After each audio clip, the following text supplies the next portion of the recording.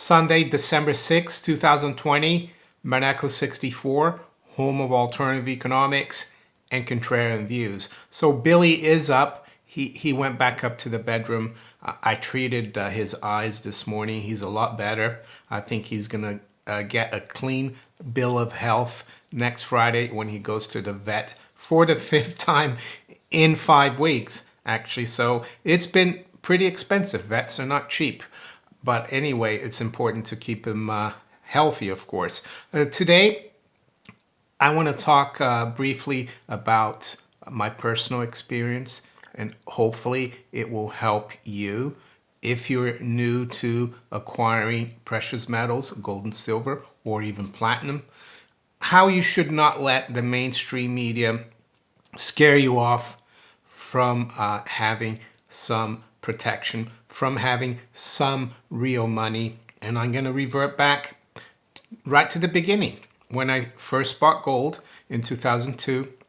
And I'm going to look at an editorial I read a couple of years later, going to work in the city in the FT, which would probably have basically, if I didn't know what I was doing, if I hadn't studied the history of the monetary system and how gold was important to it, and if I didn't know what the central bankers were up to and were planning to do, I probably would have gotten rid of my gold because I would have thought, wow, I don't need this.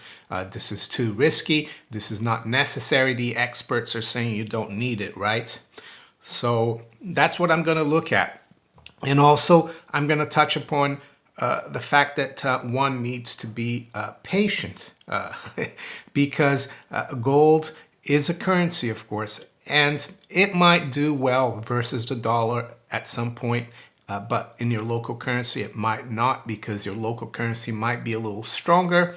And that's also part of my personal experience in the beginning, being here in the UK.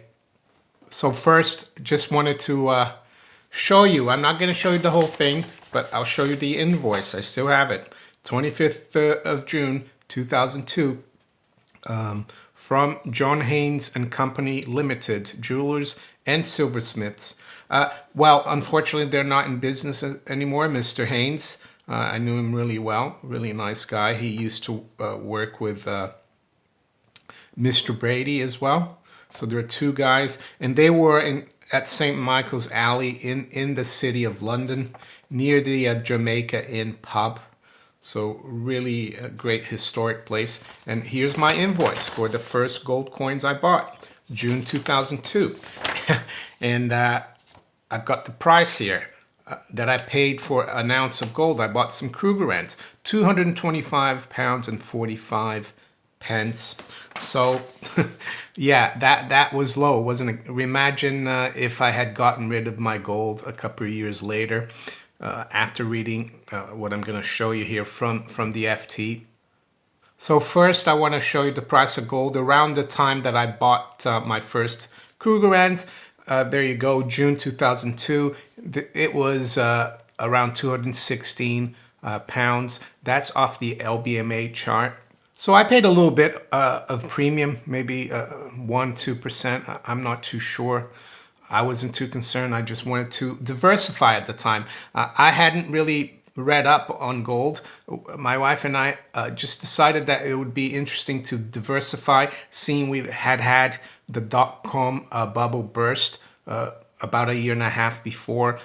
Our pensions hadn't done very well, and we thought, oh, let's start putting a little bit of our fiat currency. At the time, we thought we were putting our money into gold, but we're actually putting our fiat currency into money. And this is where I want to show you where patience was necessary, because at that time, I think in dollar terms, gold was around 320 or so. And then by, let's say, June of 2005, as you can see here, gold was at 236, so it didn't really do that much in 3 years. And it was frustrating because I think at the time we were starting to see gold move quite a bit more in dollars.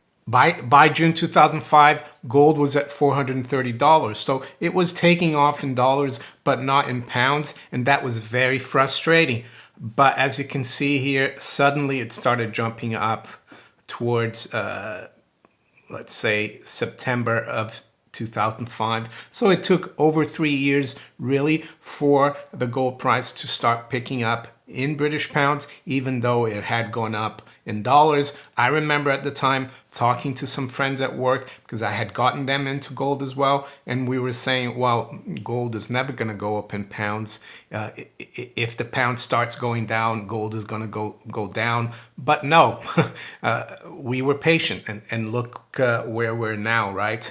But the article or editorial I wanted to show you, this was written in April 2004. So if I hadn't started looking into the monetary history, into gold, how important it was, because prior to June 2002, when I bought my first gold coins, I was already looking into the Austrian School of Economics, into the free markets. And what got me into that? Well, it was reading Atlas Shrugged by Ayn Rand. I think I bought the book probably around 2000. Took me a while to read the book. I think it's 1,700 pages. And then I started looking into free markets. And at the time, the internet was starting to pick up in terms of blogs, information you could find. And I found a lot there. The Mises.org website, Foundation for Free Economy website. There was one as well called laissezfaire.com. So there are a lot of websites covering free markets, laissez-faire, Austrian economics. And after I bought gold, I started looking more into gold, and I realized that the free market, sound money were all kind of connected. How the Austrian school as well was a proponent of sound money and gold. And I started to realize, wow, this is more than just a commodity. And by that time, Ben Bernanke had already made the printing press or the helicopter money speech. I think it was late 2002. And I knew that the central banks were not going to stop this policy of easy money. And I thought, well, gold will do really well because gold is the anti-dollar. The more money or fiat currency you create, the more that gold will be worth in terms of that fiat currency. So that's what led me to it. But let's say if I hadn't looked into all of that, just bought those Krugerrands and then come across this article here, right? And it's an article or an editorial, really, that I've gone through many times before, but I don't think it gets too old because we continue to see, of course, publications like the FT and other mainstream publications really talk about gold as if it was just a commodity and how risky it is. So here it is. I was going to work, had bought my FT at the station around 6 in the morning. Yes, I used to go to work really early and get to work, get to my desk at 7 a.m. London time. That's how the city works. We start really early, especially if you are a salesperson or a broker or a trader, right?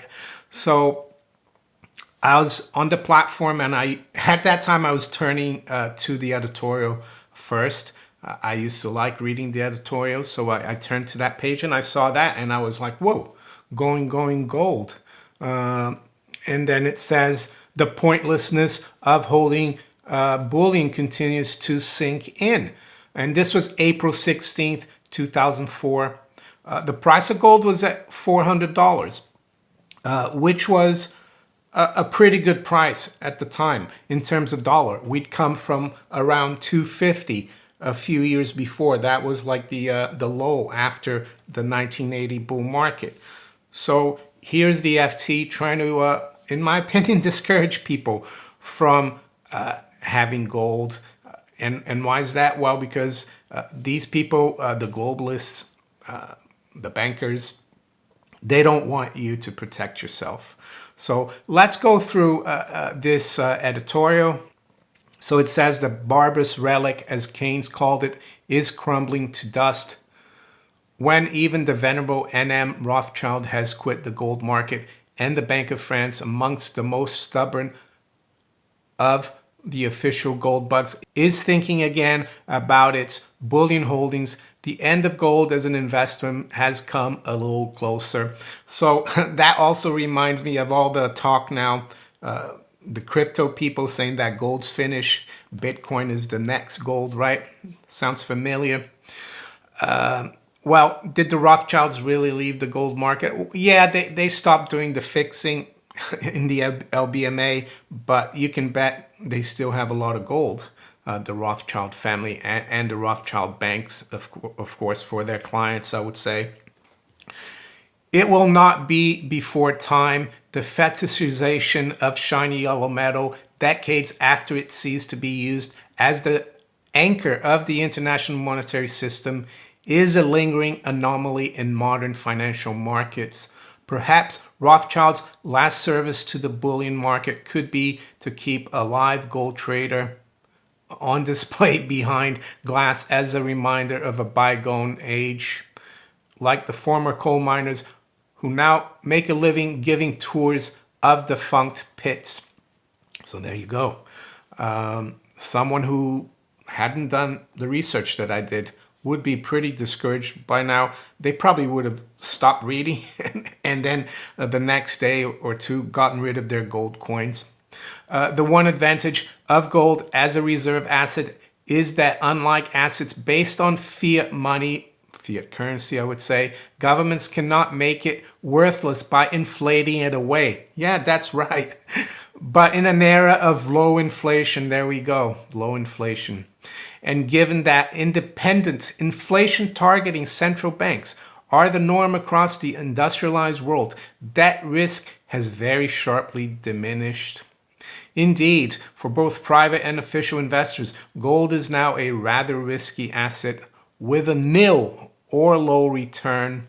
The intrinsic value of gold, determined by its use in various industrial processes, is well below its market price. Gold does not grow, so its value to any one investor as an asset is dependent on other investors also holding it as an investment asset. The gold price hangs precariously by its own bootstraps. So I wonder if the FT was doing some bullion banks a favor. Bullion banks that are trying to get gold to go back below 400, right? And it was just before the end of the month. Maybe they had some options, some 400 calls that they had sold to some clients. For private investors to hold gold on this basis is their own foolish affair. For central banks and governments to hold it as a reserve asset is a betrayal of the public on whose behalf they are acting. Despite recent sell-offs, governments and central banks still hold about a fifth of the world's bullion. Their large holdings relative to the size of the market by themselves make gold particularly ineffective as a reserve asset. The very act of official selling of bullion on any large scale to raise cash will itself drive down the price. Well, I would say that gold and silver are cash, right? You don't raise cash by selling gold and silver. Gold and silver are the ultimate form of payment. So here they mention Gordon Brown's sale of gold. It says this danger was mainly demonstrated by the UK's unhappy experience of trying to sell some of its gold holdings. Announced in 1999 in a sensibly open and transparent fashion. Well, it wasn't sensible. You don't pre-announce to the market what you're doing because markets will front run you, so it wasn't sensible. The sales sparked such a fall in the global bullion price that a group of central banks signed a concord limiting such sales. That has recently been superseded by a new agreement providing for limited official sales. Well, I've spoken many times about the rumors that there are that the reason Gordon Brown sold half the gold of this country was to help the bullion banks, because at the time gold was spiking from around 250 or 270 above 300, above some key resistance levels back in 1999. And the price just stopped going up when he pre-announced it. And that's why it was a sensible thing for him to do. For the bullion banks, it was very sensible because it helped them cover billions of dollars of losses. At the time, Goldman Sachs was working on its IPO. I personally think if Gordon Brown hadn't done that favor to Goldman Sachs, and don't forget, Gordon Brown had an economic advisor who was very close to him and who was a Goldman Sachs partner. I've spoken about this before, and I'll put that video up in the cards so you can watch that. So given the pointlessness of holding gold, the speed of its official sell-off scarcely matters. Unless leaching gold into the market bit by bit somehow maximizes the return to the public purse by limiting the impact on the price. That would imply some irrationality on the part of the market, but then holding gold is irrational. In the first place, perhaps central banks are right to go slowly. Whatever the speed, the direction is clear. Gold is on its way out as an investment and a reserve asset. 3 cheers for that.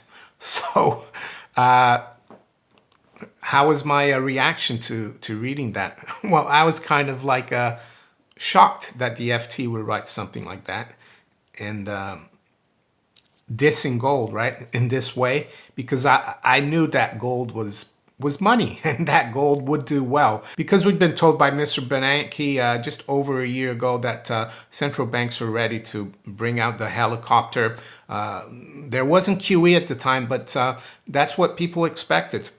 So yes, I was kind of angry about the FT writing that, but then I thought to myself, why be angry? I'm just going to hold on to it. But you can see how someone who hadn't done his or her homework and had just started buying gold would have been put off buying gold, or someone who was thinking about buying gold would have been put off from buying, from starting to protect his or her savings, right?